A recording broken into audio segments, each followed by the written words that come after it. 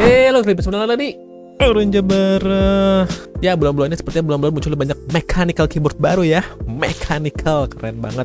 Ya, saya akan coba untuk membahas sebanyak mungkin keyboard yang muncul-muncul sekarang ini. Tapi untuk saat ini, lineup terbaru yang sudah ada di Orang Jabara itu ada sekitar 2 keyboard. Jadi, kalau kalian bisa lihat di sana tuh, ya nambah lagi itu tumpukan kardus keyboard. Keren banget. Jadi khusus untuk the review, saya sebenarnya sudah membeli Noir N1 V3 dan sebenarnya belum ada rencana sih untuk membahas keyboard lain lagi sih. Tapi tiba-tiba pas saya lagi cek-cek Instagram, tiba-tiba muncul keyboard ini, Rexus Daiva. Aduh, racun lagi, mantap. Lucu ya namanya ya. Kayak klaster perumahan. Gue sebenarnya sih masih ngecek-ngecek dulu sih, ini budgetnya ada apa enggak. Tapi pas gue lihat harganya 400 ribuan. Aduh. Oke, ada budgetnya, bahas. Ya, jadi si V3 kita simpan dulu lah ya. Kita coba bahas keyboard yang lebih baru dulu. Keyboard yang menurut gue sangat-sangat menarik, terutama bagi kalian yang mencari keyboard ultra budget. Ya apa ya istilahnya ya, pokoknya yang harganya di bawah 500 ribuan lah ya. Karena kayak setahu gue nggak ada deh mechanical keyboard dengan layout 65% yang harganya di bawah 500 ribuan. Paling yang mendekati itu Vortex VX6 ya kalau nggak salah, yang harganya 560 ribuan. Ya itu pun barangnya kayak goib-goib mulu sampai sekarang. Ya, kita coba bahas dulu deh ya, fitur-fitur apa saja yang diberikan oleh Rexus Daiva ini. Hampir nggak ada fitur sebenarnya. Ya, sesuai harganya keyboard ini belum bisa wireless, which is nggak masalah sebenarnya buat gua. Jadi keyboard ini konektivitasnya via kabel only. Kami suka kabel, yes. Dan kabelnya bagus sih sebenarnya menurut gua. Udah pakai kabel braided. Selain kabel, di dalam kotaknya kalian sudah diberikan manual book. Ya itu udah pastilah ya. 4 switch tambahan dan surprisingly mereka memberikan switch dan keycap puller yang bentuknya seperti ini kawan-kawan. Wadaw. Ini entah mereka memang mendengarkan kritik gue yang di video Daksa kemarin atau gimana. Tapi ini good job banget sih menurut gue. Ya semoga next batch Daksa dan sebagainya juga memberikan alat-alat seperti inilah ya. Untuk LED-nya, ini sepertinya fitur yang paling diperhatikan dalam keyboard ini sih menurut gue. Karena ada 18 pengaturan waveform LED, bahkan keyboard ini juga memiliki pengaturan LED khusus untuk gaming mode. Para gamers harus punya keyboard ini. Ya, jadi dalam gaming mode itu LED cuma nyala di bagian-bagian tombol yang biasa dipakai buat main game.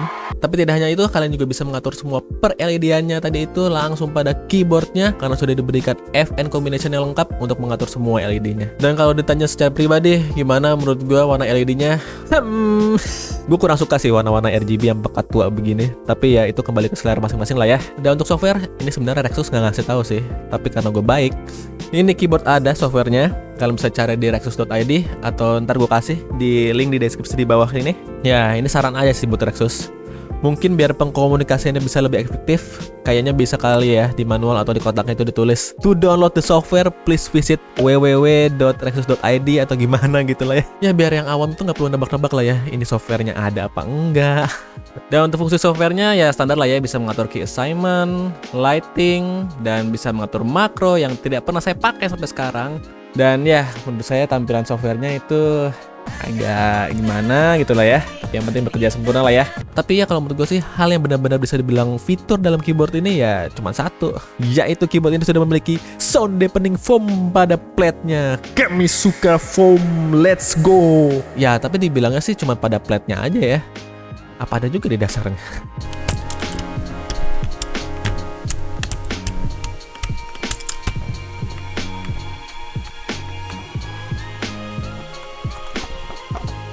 Oke, kita lihat apakah ada foam di dasarnya. Iya, ternyata memang tidak ada. Ya, tapi it's okay sih kalau menurut gue. Gue sih kalau disuruh milih, gue lebih milih untuk diberikan foam di plate sih daripada di dasarnya. Ya, karena ya nambahin foam di dasar kayak lebih gampang daripada foam untuk di plate. Oke, sekian pembuktiannya. Kembali ke pembahasan. Ya, sekarang masuk ke dalam impresi pribadi gue tentang keyboard ini. Ya, ini hipotesis gue aja sih. Tapi kayaknya sih ini keyboard dikeluarkan khusus untuk menandingi Phanteks Maxiv 61 nih kayaknya. Karena gue nemuin banyak banget sih persamaan keyboard ini sama Maxiv 61 yang kebetulan gue juga punya. Beberapa faktor persamaan yang menurut gue paling menonjol sih ya udah jelas lah ya. Ini keyboard sama-sama berada di range harga 400 ribuan. Ya paling Rexus ini cuma lebih murah 10 atau 20 ribuan. Karena kayak sengaja banget itu ya. Dan faktor yang paling mirip menurut penilaian gue pribadi sih sound profile yang dihasilkan kedua keyboard ini sih. Ini nggak tahu karena sama material atau sama-sama pakai switch Otemo mungkin. Tapi kalau menurut gue mirip banget sih dua keyboard suaranya. Kayak sama-sama tok gitu loh. Ya nanti gue bakal kasih perbandingan suaranya di akhir video. tetap nonton sampai habis. Ya tapi gue mengerti sih keputusan Rexo saat mengeluarkan keyboard ini, karena bisa dibilang Fantech Max Victim 1 itu merupakan keyboard yang sangat sukses di pasaran. Bahkan sekarang ini kayak lagi goib-goibnya deh ini barangnya. Dan overall setelah beberapa hari gue pakai keyboard ini, menurut gue sih untuk di kelas 400 ribuan bagus ini keyboard. Jujur bagus. Posisi ngetiknya cukup nyaman buat gue. Keyboard ini juga nggak terlalu tinggi kalau dibandingkan dengan Max Victim 1. Bahkan pakai keyboard ini saya berhasil mendapatkan rekor kawan-kawan. Saya berhasil mendapatkan 70 WPM dalam tes mengetik. Yes.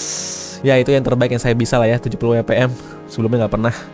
Untuk typing feel, ya switch Otemu itu menurut gue gak terlalu buruk lah ya. Tapi paling hal-hal yang menurut gue kurang dari switch Otemu itu ya kayak suara ping-ping dari springnya itu. Terus kayak tingkat kesulitannya aja sih yang agak kurang kalau harus dibandingin dengan Gateron gitu-gitu. Ya intinya agak berisik sih switch Otemu itu.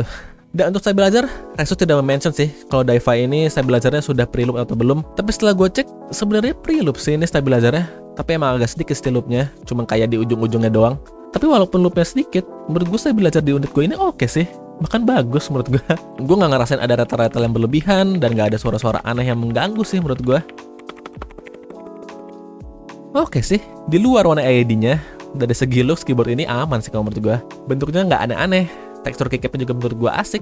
Kayak sih ini keycapnya sama deh kayak keycap hitam yang ada di Rexus Daxa M71 Pro sih. Tekstur doff-doffnya mirip soalnya. Paling kekurangan dari keycapnya itu suka ada bagian-bagian dengan tembus cahaya aja sih di bagian huruf-hurufnya. Terutama di bagian kayak caps lock, shift, enter.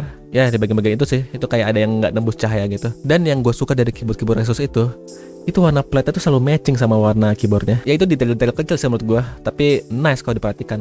Dan untuk kekurangan, ya masih menuruni kakaknya. Keyboard ini juga tidak memiliki media button seperti Daxa M71 Pro. Tapi ya masih gue maafkan lah ya, mengingat ini keyboardnya harganya 400 ribuan. Tapi sebenarnya sih gue berharap mereka bisa memberikan ya tombol-tombol kayak home, end, atau at least print screen lah. Kayaknya print screen itu cukup banyak dipakai gak sih sama orang-orang. Gue inget kok dulu pelajaran komputer SD pernah diajarin buat pakai tombol print screen. Atau mungkin sebenarnya ada tombol print screen-nya, cuma gue nggak tahu. Soalnya kalau ini Daxa begitu sih ya, di manualnya nggak ada, di pelajarannya nggak ada penjelasan tentang tombol print screen. Tapi ternyata ada di FN Plus Pause tombol print screen-nya. Ya, kalau ada yang tahu tombol-tombol rahasia di keyboard ini, bisa di komen di bawah. Dan untuk kekurangan kedua, ini lebih ke penilaian pribadi gue sih ya. Kalau menurut gue sih, kayaknya sih material plastik dari keyboard ini agak kurang sih ya. Dari teksturnya, terus di kayak hollowness-nya gitu. Ya, kalau masih harus dibandingin, menurut gue sih kayaknya Max Victim 1 sedikit lebih baik sih ya dalam hal itu. Tapi itu hal minor lah ya. Mungkin kekurangannya terakhir ini yang bakal cukup banyak dipertimbangkan orang. Keyboard ini hanya support removable Otemu socket. Iya, dengan kata lain, switch keyboard ini tetap bisa dilepas-lepas. Lubang soketnya juga tetap 5 pin. Namun tidak semua switch bisa masuk. Hanya switch dengan ukuran seperti Otemu switch saja yang bisa masuk, seperti Gezu atau yang bisa dibilang boba. Ya ini cukup disayangkan sih ya menurut gue, karena salah satu upgrade termudah yang bisa kita lakukan di mechanical keyboard ini ya dengan mengganti switchnya. Dan dengan diberikannya limitasi dalam pilihan switch yang dapat terpasang, ya pasti akan membuat banyak orang berpikir 2 kali lah ya untuk membeli keyboard ini. Ya apalagi upgradean termurah dan juga terpopuler kayaknya, yaitu Gateron Switch nggak bisa masuk dalam keyboard ini. Ya pada akhirnya kembali kita disuruh memilih, mau yang 65% tapi nggak universal hot swap, apa yang universal hot swap tapi 60%. Ya, pilihan ada di tangan Anda. Oke, seperti itu saja yang bisa gue bahas dalam video ini. Ya tetap sih, gue yakin ini keyboard kayaknya sih bakal menjadi pesaing ketat banget sih buat Max Victim 1. Dan kalian yang mungkin lagi mencari keyboard murah meriah sebelum barangnya goib, ayo cepat dipesan, jangan sampai menyesal. Oke, sebelum closing sedikit curhat. Jadi di video Daxa M71 gua sedang cukup ramai di kolom komentar karena banyak dari pengguna Daxa yang mendapatkan keyboardnya mengalami ghosting di beberapa tombol. Iya, dan gue salah satu yang mengalami juga. Kalau di unit gua itu di tombol T dan B, jadi kadang tombolnya itu tidak mau merespon gitu. Tapi kalau gua spam tombolnya, tiba-tiba normal lagi.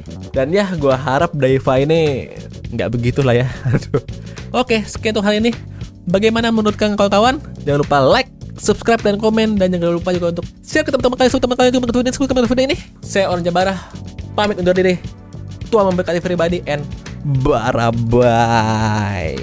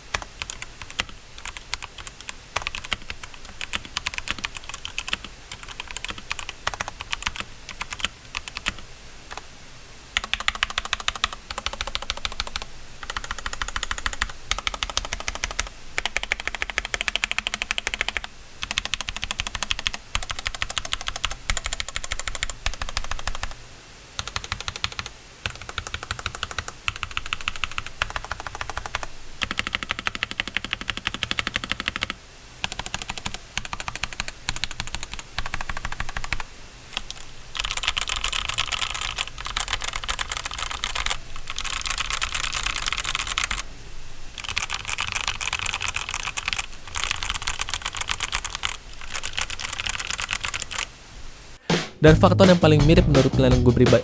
Dan faktor yang paling mirip